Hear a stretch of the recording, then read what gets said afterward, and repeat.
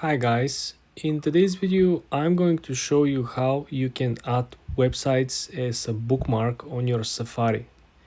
Very easy guys, very simple. First thing, let's launch Safari. Yahoo Finance website, okay? So we have Yahoo Finance website launched currently.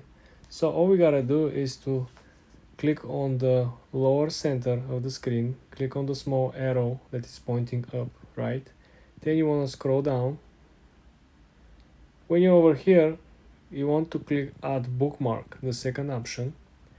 And the best of all is we can actually change the name. So you can see there is a small box above and we can actually say, business news update, and then we can click done and click save, and this is how easy it is. And then you can simply go back to your bookmark list and simply access to your websites. You don't have to go and manually input every website in the morning just to read your business news.